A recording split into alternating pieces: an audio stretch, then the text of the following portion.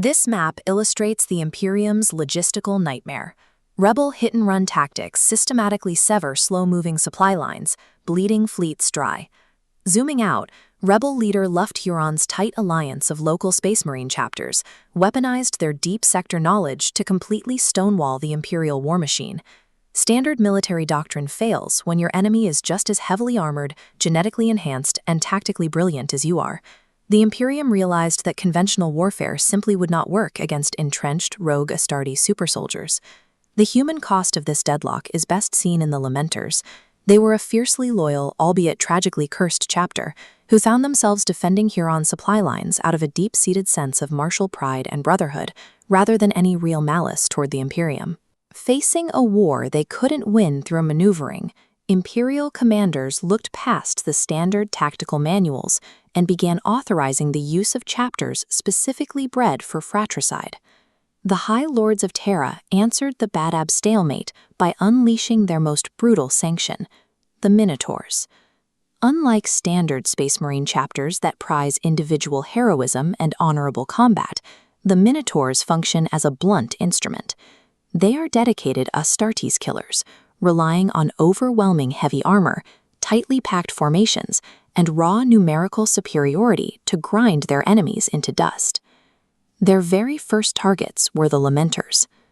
While the Lamenters' massive chapter barge, the Mater Lacrimarum, resupplied over Terra, the Minotaurs launched a sudden, crippling void ambush. What followed was a 17-hour boarding action. The Minotaurs ignored requests for martial duels, flooding corridors with relentless brute force and heavy weapons fire to completely crush the Lamenters' defenses.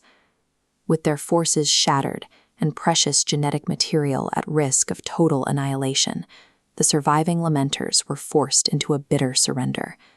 They were stripped of their fleet, salvaged for their war gear, and locked away on a derelict prison hulk.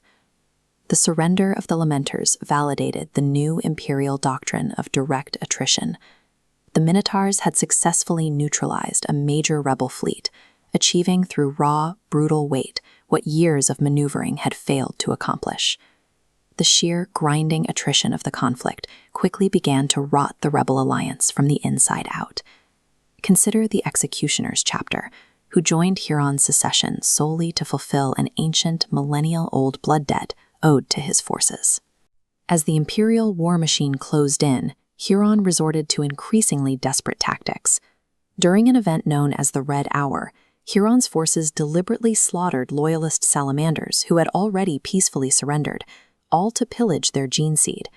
For the Executioners, this treachery shattered the very martial law they were fighting to protect.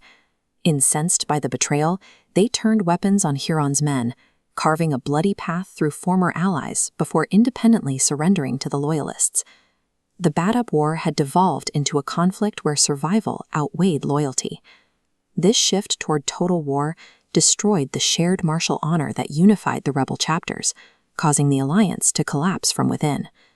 With the Lamenters imprisoned and the Executioners turning coat, the Imperium faced one final tactical hurdle: the Mantis Warriors.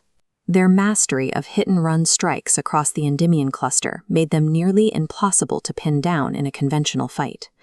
To solve this, the Inquisition deployed their ultimate terror weapon.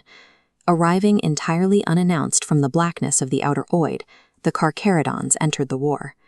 The Carcharodons operate in total, terrifying silence. They do not broadcast threats or issue challenges.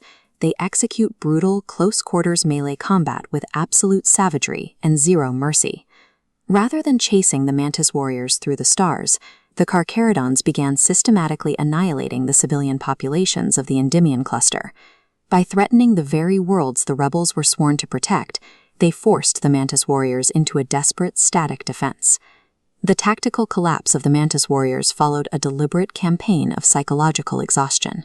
By the time the Endymion cluster was cleared, populations could no longer distinguish their Imperial protectors from the void-born monsters sent to save them. Looking at the strategic radar, the result of this terror campaign is clear. Huron's allies have been dismantled, harvested, or forced into surrender. The map shows him isolated on his homeworld of Badab Primaris, surrounded by an inescapable ring of Imperial forces.